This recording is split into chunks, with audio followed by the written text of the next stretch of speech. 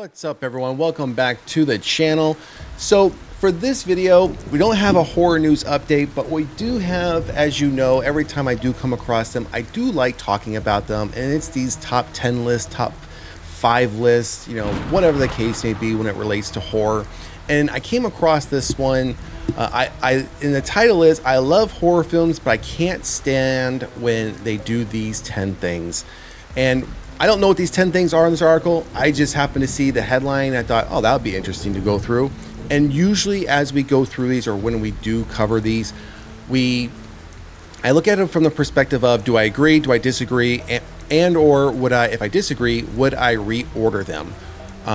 Typically, we don't remove things from a list and replace them with something else. I like to stay within the confines of what the author has intended, what they believe, the things that they hate, and just running through to see, you know, are those things that I would agree with? Yeah, I hate those things as well. Or, yeah, they're not that bad. Not sure why there's so much hate there when it comes to those things in horror films. But we've come across some crazy top lists where, yeah, in the horror genre, there are some things where it's typical that it would only happen within the horror space.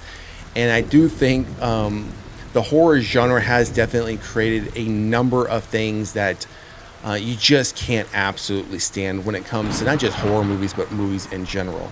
And not all horror movies do it, but it becomes one of those things where when you mention horror movies, you tend to think, is that going to happen in the film? So let's get into this top 10. We're going to try and run through these fairly quick, just so the video doesn't drag on forever. We're not going to read this opening paragraph. Again, we know what the top 10 list is. Again, I can't stand when they do these 10 things within horror films. So we're going to see what those 10 things are.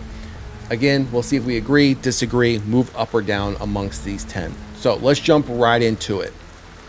Splitting up. Don't. There's safety in numbers. Yes, I think this is like a foundational. This is like a tentpole for horror films. That anytime you have a group together, they always manage to split up, and it always is typically an odd number of people. Like in this case here, you see that there's 5 people here. Odds are there's going to be 2 couples, and let's just say, for example, this is 2 couples and an extra friend. The 2 couples will go off on their own, and then the one friend will go off on his own, and typically that's the first one that's going to get killed. So yes, splitting up, it's something that is notorious across horror films when you have a group of people. And it doesn't matter if it's 5, it could be as little as 3 people, and they're still going to somehow manage to think it's a good idea to split up. I mean, even with a film, if you remember back with Jeepers Creepers, right? There's just really 2 of them, and they still managed to split up, which again is just it's just the dumbest thing you can possibly do. So yes, we agree with that one. Currently sitting at number 10. We'll leave it there because we don't know what else we're going to be coming across. So let's keep moving. And then we have the movie that's from it, which is Cabin in the Woods. All right, so the next one is the phones are out of service. There's always bad service at the most inconvenient time. Agreed. Whether it's service or all of a sudden the battery is dead, right? So typically, and I think this also goes hand in hand with cars. Like, for example, someone will show up they'll get to the location in the car, or the group will. The car worked fine the whole way. It was like a 2,000-mile trip to get to this destination. And then within 2 or 3 hours, when everything starts to go downhill, 1 or 2 of them manage to rush to the car. They manage to decide, let's not run upstairs to hide. Let's be smart and run outside and go to the car. But then when they get to the car, all of a sudden the battery is dead. The car won't start, nothing. No power whatsoever, which doesn't make any sense. So I think that goes hand in hand with phones. All of a sudden, they're on their phones the whole time. Or what would typically happen in horror films is their phones are working up until we get to about the 20-minute mark, and we're still on the drive to the location, and someone will just, you know, out of the blue say, hey, if you're going to make a phone call, or if you're going to post on your social media, you might want to do it now. We're starting to lose service, pretty much setting up the expectations that, hey, everyone, we're falling into the cliche of our phones aren't going to work. So, hey, you fourth wall audience member. Don't yell at us to just use our cell phones. Odds are they're not going to work. And even though we know we're going to lose cell service 15 minutes into this trip, give us another 40 minutes when everything's hitting the fan and we all start reaching for our phones, only to then think, oh, our cell phones aren't working. Well, you kind of knew that about 40 minutes ago when you said, hey, everyone, our cell phones aren't going to be working. So agree with this one. Is this worse than splitting up? I would switch them around. I think splitting up is dumber than the cell phone issue, because splitting up you can just absolutely avoid from doing. All right, so let's move on. Not making sure the killer is definitely dead. Always remember to double tap. Absolutely. And this here is a prime example of that situation. Halloween. She thinks he's dead after, stabbing him in the neck or stabbing him in the face with the hanger. And she comes out of the closet. She's not laying, but she's kneeling down, sitting in the doorway, and we see Michael Myers sitting up in the background. I mean, you've spent a good portion of the movie trying to survive, and did you think a metal clothes hanger was going to take him out? I mean, come on.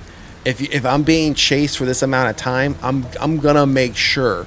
It's like doing overkill, so to speak.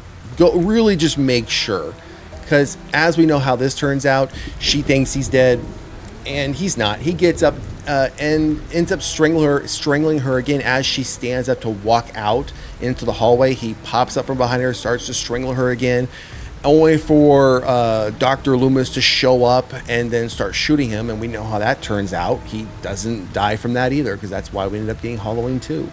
So yes, always make sure who's ever chasing you for whatever reason, if you manage to get the upper hand, take them out and just double check. Even, triple check.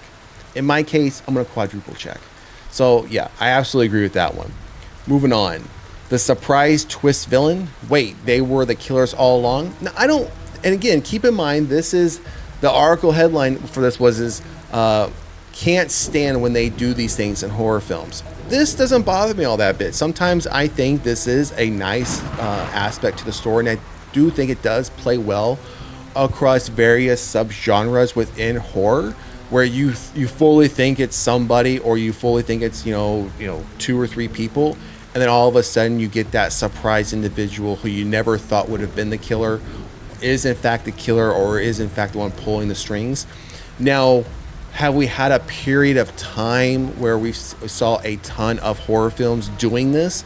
Absolutely. And I think that's what then ruins it, is because then you just, rather than having 1 or 2 one-off films use this type of twist or type of aspect to their story, we end up seeing 15 and 20 different films doing it, and then it just feels like, okay, okay, you've got me. It's somebody else, or it's the unsuspected, substitute teacher, or it's the housewife that we never thought was going to be. Whoop-de-doo, big deal, right? If it's not overly used, then I think it's well done. It's a nice to see it happen.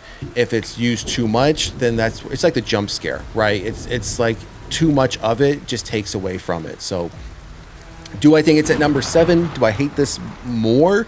No, I'd bump this back up, and I would probably put this at number 10 and move everything else up 1 spot.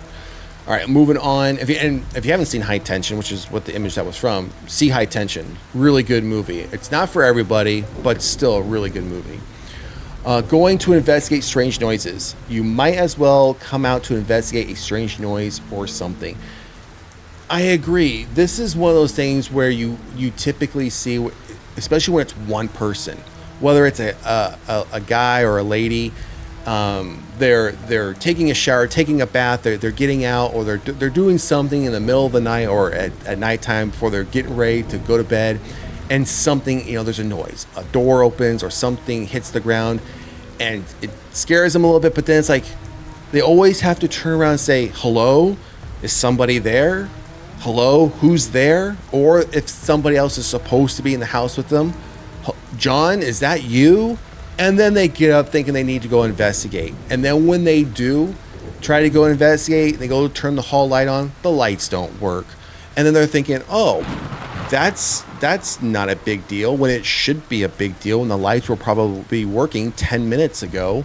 Then they go to get a flashlight. Then they realize the flashlight's not working. And then they're pretty much, using a Zippo lighter or something to give them any sense of light as they go to investigate, which again is just pure stupidity. Don't go investigate. Pack your stuff up and get out of there.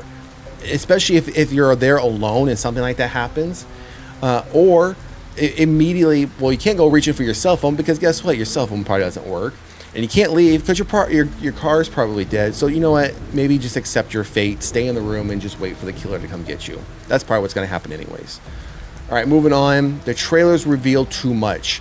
They might as well have just given away the entire movie. I agree with this. I agree with this in two aspects. When one, the trailer gives away too much and just outright spoils the film. But on the flip side, when a trailer gives scenes and then when you go watch the film, those scenes are nowhere to be found. And you don't find out about those until you get physical media or you buy like the digital copy and you go watch the special features. And then you get to see those scenes that were in the trailer. And had they kept them in the film, it would have helped the story move along a little bit better.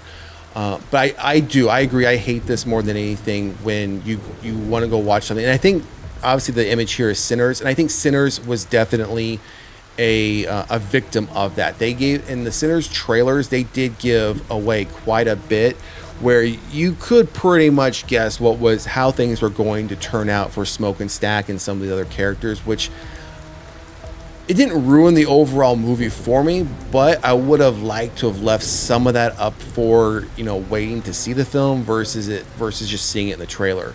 So yes, I do hate this, and rightfully so. It is at currently sitting number 5. So let's leave it there.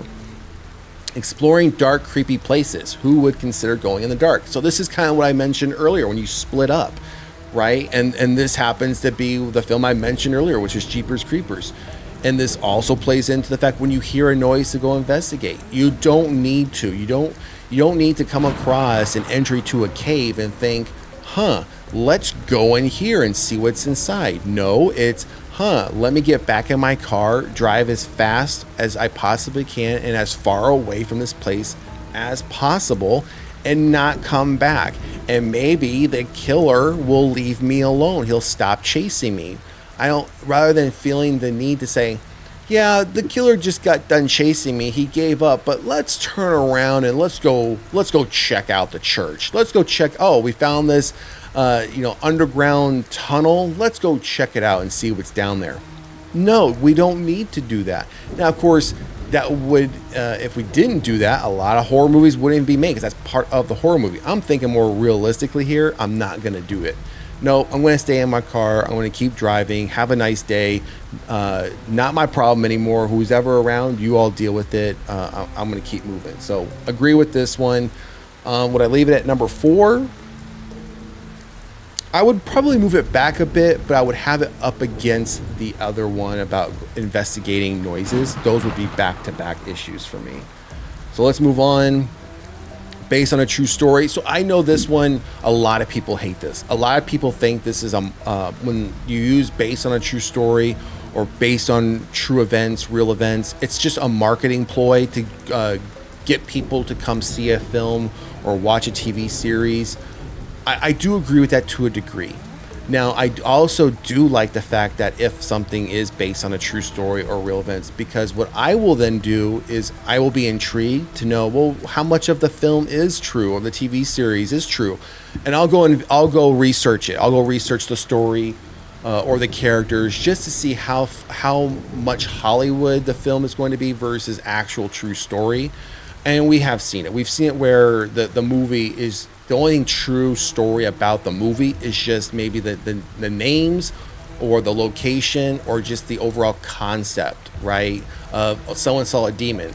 Oh, well, that's based on a true story and it happened, in this little small town, or this house was haunted and the family was driven crazy, and Amityville Horror, right? The Amityville Horror. So, it doesn't bother me, but it absolutely is, though, a marketing ploy, no doubt about it, to get people to think this is something that really happened as far as what's portrayed in the film, which typically is never the case. So let's keep moving. Would I leave it at number 3? I would probably leave it at number 3 because or maybe it kind of goes hand in hand also with the trailer, right? Because it's marketing, giving too much in a trailer, then saying it's based on this. So maybe those will also go hand in hand.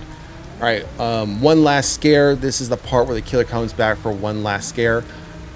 I don't know if I would say I hate it, especially when all you've done is maybe just, in this case, from Scream. I think at this point, Bill and they're looking at Billy.